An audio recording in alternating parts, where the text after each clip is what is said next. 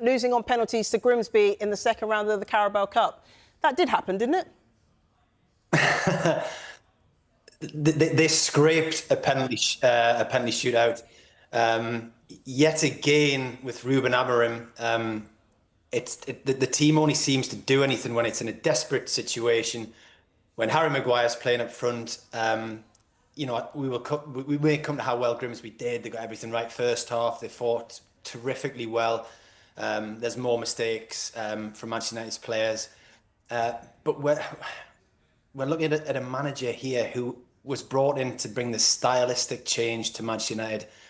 They show flourishes of heart when they forget all the stuff that he's trying to tell them late on in games, and another Harry Maguire headed goal at the finish nearly rescues them from this situation, which you don't feel they deserve just because of the gulf in these two teams and because how brave Grimsby were. And it may be kind of fag packet maths that I did during the match, but that's a Man United starting 11, I think, cost about 340 and 350 million pounds, and they bring on another 225 million pounds, and every player they bring on seems to cost about 60 million pounds. And all the while you're thinking, has anybody got a clue what they're doing at this football club in terms of recruitment, direction? And inside of that is the coach tonight again, who I know it's perhaps his lucky way of doing this, but there's this penalty shootout that's going to dictate the narrative for at least a month or two, and he sits in the dugout hiding away from what's going on in front of him. And perhaps like some Man United fans, he just doesn't want to look at this anymore. And we're looking at a manager now who I think in 45 games for Man United as the head coach has won 16 times, and half of those were in the Europa League. There's been 7 wins out of 29 Premier League games. As I said, stylistically, there's no change. It's just a case of chucking on players who cost loads of money and hoping they will manage to find a way to break opposition teams down. We look back to perhaps Everton last season, that late flourish when Bruno Fernandes inspired it. And I think, the same at Anfield. But in terms of what he's giving this team and what you're showing on the pitch, Marcus Rashford is gone. It's not his fault anymore. There are players leaving this club. It's not their fault anymore. There's £200 million spent in the summer on forwards, and you're not seeing anything even at this level in terms of what they're bringing to the team. The question in this defeat is about Ruben Amorim and whether or not he's been extremely fortunate to get this position, because like Ten Hag before him, you think at the minute he's just not good enough to lead this huge football club. Yeah, of course, there will be questions about the manager, Ruben Amorim. But in your paper, The Times there, Martin, I'm just looking at this article from Paul Hurst, and he makes the point that Andre Onana was at fault for those goals, Riyadh. How much can you blame individuals, i.e. the players? How much blame do you put on the manager for this? I think that goes to the heart of it. I think the real problem is you can blame both. It's not as easy as being able to put your hand on just one thing. The problems go right the way around the club, from the top right down to the down to the bottom, and it goes across the pitch and into the dugout. Now, I'm watching Onana there, and he's I'd say he needs to do substantially better on both goals. We've obviously had the debate about sort of Bayern deer earlier in the season already. How can Manchester United be in this kind of scenario where their 2 first choice goalkeepers cannot be trusted? Now, we can talk about the individuals all day long, but I pin so much of this on Amorim, and I remember feeling slightly conflicted by the virtue that was being made of his style when he came in, and the fact this is a man who's so wedded to one approach, almost as if that's a good thing. I don't see it as a good thing. I've never seen it as a good thing. It's predictable. You can set up for a team when you know exactly how they're going to play. I mean, give Ten Hag his due. It was absolutely dire, but he had no more idea than the rest of us of what they were trying to do. So at least there was a degree of unpredictability about it. Now, this 3-4-3, even if we use Bruno as an example of that, Amorim being so rigid, you've got this guy who's playing in a deep position. We'll come on to what that means for a guy like Kobe Mainu, who would ideally be playing in that position where Bruno's being plonked. But he started 3 games in a row now with Bruno and Casemiro in there. Bruno is absolutely wasted in that deep lying position. That is squarely on Amorim.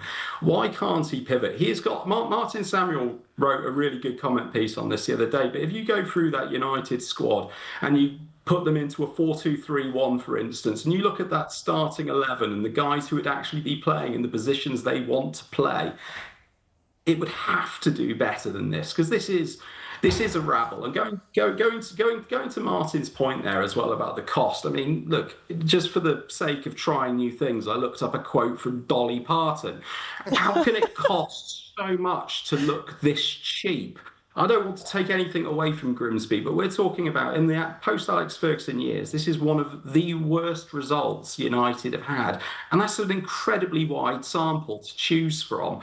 They don't show any progress. Now, you look at the signings that they made in the summer, there is no reason why this team should be struggling. In fact, I was at the Arsenal game on the opening day. I actually thought United looked very good and were unlucky to lose. Suddenly that disappears when they go to play Fulham. And tonight, with the players they had on the pitch, it's borderline unforgivable that they could be so poor.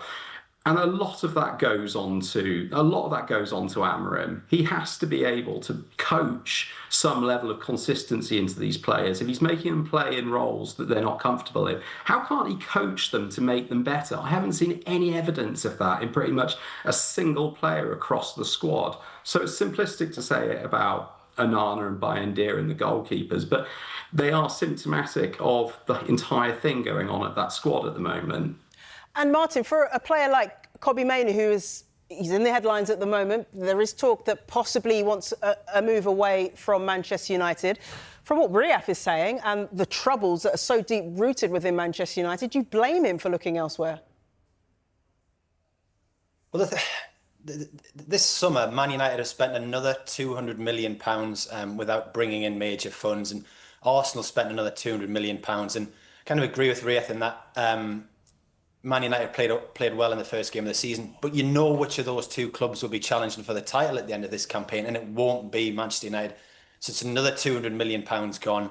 The worry of a sale like Mainoo is you're taking out players who have grown up inside the football club and you're replacing them with players who have no connection whatsoever and have come because A, it's Manchester United, and B, they will get paid a lot of money. Strangely enough, you watched a bit of tonight's game and the weather was horrendous. It did look like these players were putting a bit of effort in. You know, I don't think people were shying away from challenges. The hunger of the Grimsby players was incredible. It's just there is no focus for them to bring this all together with. And the tactical stubbornness of the manager means that he's losing game after game after game. And as I said, 7 wins from 29 Premier League games would have seen most managers at most clubs dismissed by this point. We'll see where we go from here. It's such a punishing result. And then Manchester City are the game after next, and the game after that is Chelsea. And he's, a Saturday game against newly promoted Burnley. 3 real banana skins of matches for a manager who doesn't know how to win games at the very, very top level for the football club that he was brought in to kind of save and start this new era. And we often on this programme go back to the recruitment, the flawed recruitment, and Ten Hag was allowed to bring in these players. And I don't think you would give Ten Hag the money to buy a pint, never mind a goalkeeper or a centre midfielder, because it's just been lost. So they're spending so much money that at some point people are going to have to leave this football club. It's in theory this team will get weaker at some point. It was interesting, Manchester United fans, I think, had bought tickets for the Grimsby end that they shouldn't have been in. Grimsby found out the tickets were taken back. There's a greater desire and tactical nous, I think, from the fans to get into these games than there is from the Manchester United players during them. Yeah, we're getting a few of the back pages in. You can see the Guardian there, United humiliated. We saw in the Telegraph, Grim Reapers. We've seen in the Times, Grim for Amorim. Riaf, is Ruben Amorim's job now more under pressure, more under threat after this particular result? Absolutely has to be. I think there was an element of good fortune. I'd also say it was the right decision not to get rid of him in the summer. But given how badly burnt Jim Ratcliffe would have felt by the whole Ten Hag situation, you could certainly have seen a scenario, particularly with how bad they were in Bilbao against Tottenham. I think he came into the season under a huge amount of pressure. He can't complain about the personnel that have been brought in over the summer. I think in Mbemo and in Cunha in particular, I think you're looking at two real quality players with Premier League experience. So he's been given everything in his favour. I think he's got to be under massive pressure because, like we're talking about here tonight, we can all see the shortcomings and we can all see how limited the progress has been, if in fact there's any progress there at all. And just on another thing, and it sort of sounds a little bit like coming in on the boundary rope now, but what's he doing during the penalty shootout? He sat there in his dugout. I know we can sometimes cling to these sort of tangential points and sort of make sort of grand observations, but you need a little bit of leadership in that squad, in that side. I don't think they get it from Bruno, tremendous player that he is, but I don't see him as a leader of men to be sort of profound about it. And you've got Ruben Amorim during a penalty shootout, sat in the dugout, nowhere to be seen, no visible presence. I'm sorry, but none of this stacks up for me as any kind of positive, progressive move for them. I think we all like his honesty. I think he's someone we all inherently want to see do well. But where's the evidence at the moment? You might see a good game every so often, and then it'll be followed by two which are either mediocre or dire. So I think we're at a point now where he's really got to deliver something. But in answer to your question, yeah, I think he's under tremendous pressure. Martin, you were nodding along there. Yeah, as I said, that you don't want to take everything away from Grimsby. This is a team that's fourth in League Two, managed really well tonight. The bravery of their players throughout was fantastic. Even great saves right at the death when they were losing. Sorry, when they win 2-1. Opportunities for, I think, Man United to win it with De Ligt, and they were putting everything on the line. The bodies. We don't want to detract from a brilliant English Cup night. The rain was nearly horizontal. People all around the country will have been watching that, and this is not disrespectful to Manchester United. They would have been cheering for Grimsby because we love cup upsets and we love the drama of that. But that Manchester United team at the minute is not good enough. It's not good enough for Manchester United Football Club. It's not good enough for their supporters. And it's a club that is lacking direction right the way through it. Yeah, thank you for your thoughts, gents. But of course, for Grimsby, it will live long in their history, won't it? They'll be celebrating tonight for many, many years to come. OK, gents, thank you for the moment. We're going to take a quick break. When we come back, we'll look at more of the sports stories in the morning's newspapers. Away from the football, we've had big news from the US Ryder Cup team. We'll look at how it's being covered next.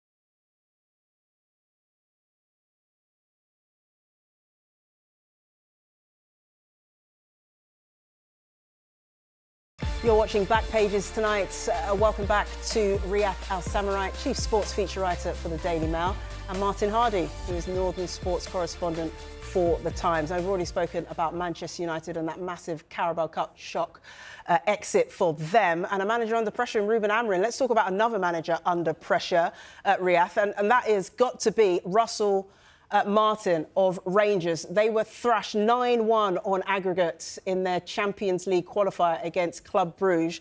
But interestingly, he's spoken to TNT Sports after the match, Riyadh, and he said that he's had assurances about his future.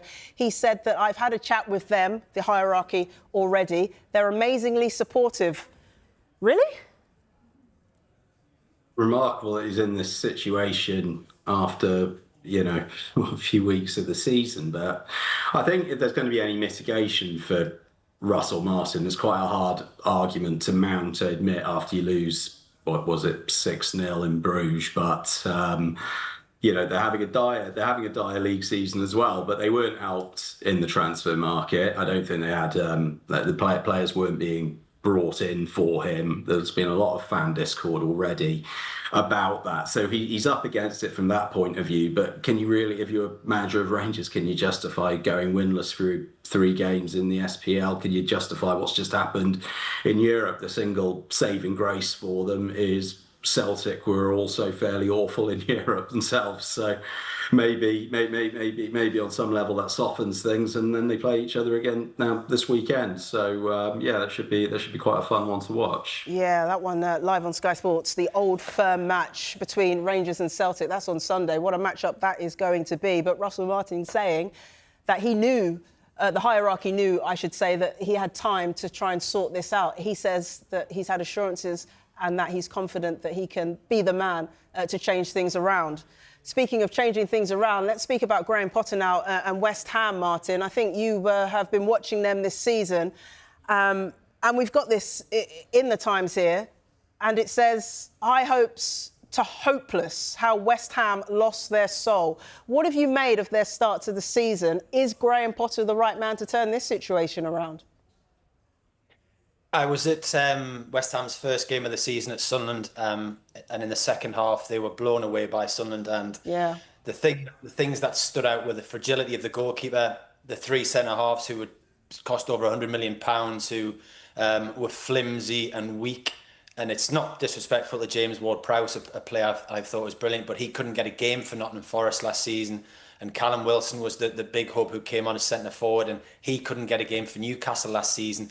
And West Ham spent heavily last summer. And when you watch that kind of display, and no disrespect to Callum and James Ward-Prowse, you're thinking, what have you spent your money on that you are relying on players that certainly in terms of, and Martin Samuel did a good column on this in the Times yesterday, you have a midfield that has no power, it has no pace, it's making Paquetá look extremely average. The fundamentals of that team are so weak that if you have a weak goalkeeper, 3 poor centre-halves, you have a midfield that doesn't do anything and forwards that don't score goals, you're in serious trouble. And Martin said, and what was this, it's from either yesterday or the day before, West Ham have 8 days to save their season. They have to do something right in the transfer market. History tells us if you're scrambling around in the transfer market for 8 days, you're not very well run and you're in trouble. From our perspective, it makes the season more interesting because the 3 clubs in Burnley, Sunderland and Leeds who are showing real hunger will think, yeah, we can get West Ham. We might be able to get Wolves. There are teams above us this season that are certainly gettable for if we get a good, strong home record. And it was interesting, Graham Potter afterwards just was talking about going back to basics. And you're like, I think he was 20 or 21 games into his reign and there's 5 wins and it's probably now 2 wins in the last 14. The whole thing just doesn't feel right, and I think they were in all kinds of trouble. And we saw last night Jared Bowen arguing with fans at full time. It's never ever a good sign. Whoever's at fault in that situation to say that. Yeah, let's just show that again. It's actually the Telegraph. It's Matt Law's article in the Telegraph, not the Times. My apologies. High hopes to hopeless. How West Ham lost their soul. Riyadh, you know it's bad when you can see that the players are clearly feeling the pressure. You've got their captain, Jared Bowen, arguing with fans. I think the Bowen one's the clearest illustration we see of it, but kind of just adding to Martin's list here about things to do with West Ham and why it's just dreadfully unimpressive.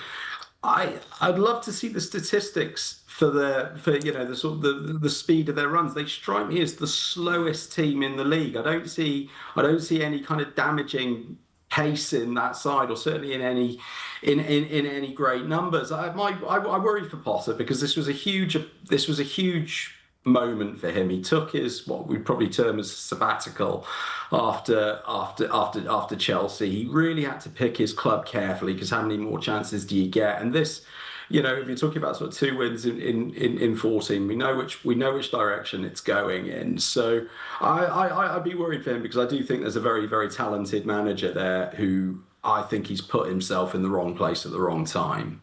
Yeah. Let's move on to tennis now, shall we? Because it's been an up and down kind of time for the Brits in terms of the US Open. Jack Draper has had to pull out, but Raducanu seems to just be going from strength to strength. They've gone with Raducanu relives glory days with best displays since her 2021 triumph. Riyadh, she's through to the third round and playing really well. She is. I watched elements of the game today. She's and well, look, we saw a lot of signs of this at Wimbledon, and certainly since then as well. We're moving into this phase where she is seeming to have a better run of fitness. She's obviously just made a change of coach again to go with Roy, who was working with Nadal. But she's lost 6 games in 2 matches so far. I've not yet seen the results from tonight, but it was looking like she might face Ryder Cup. That's going to be awfully tough in the third round. And when I talk about fitness, she was rubbing her back at times today as well. So you got to keep an eye on that. But the way she's playing, the way she's serving, depth of her ground strokes, she is looking very strong again, and that's exciting. I think we need to temper it a little bit by saying a little bit like the last run, the fairy tale of New York in 2021. She has had a favourable draw so far. She's not played someone ranked higher than her. So the third round will be the kind of test of really whether or not people should start getting extremely excited again. Well, I think British tennis fans have already started getting excited. OK, let's move to the Ryder Cup. We're going to talk golf now. James Corrigan also in the Telegraph speaking about the US Ryder Cup team picks. James Corrigan with the article here. Bradley enhances authority by putting team before self. What do you make of this, Martin? He won't be a playing captain. I think only an American could come out and say that he'd broken his own heart by not picking himself after months of deliberation, in which he finally says, yeah, I made my mind up ages ago. Maybe I'm being a little bit harsh. He should just get on and captain the team, which is what he probably should have said 6 months ago. Yes, we can see Justin Thomas got the nod ahead of him 2 years ago, and this time he has picked Justin Thomas ahead of himself, which gives it a bit of sport and romance. The thing with sport and romance is you're supposed to let people like myself and Riyadh write it, not speak about it yourself. So yeah, I'm not sitting here with a bleeding heart for him. He's annoyed Donald Trump, so I will give him a pat on the back for that. But then he apologised to him in the next breath. So yeah, come on, Europe. Riyadh, you've got about 10 seconds. Give us your reaction to the Ryder Cup picks. I think it was a very sensible decision by Keegan Bradley not to pick himself, and utterly devastating for Europe, because it would have been a horrible, horrible mistake if he had gone ahead and played and tried to be captain. Brilliant. Gents, it's been absolutely fantastic. My highlight was hearing Dolly Parton quoted on the back pages tonight for the first time in the show's history. Riyadh, Martin, thank you very much. If you missed any of the show, there's, of course, another chance to see back pages tonight at hour. And the show is also available as a podcast. Just download Back Pages or Apple, Spotify, or wherever you get your podcasts. Next, reaction to that huge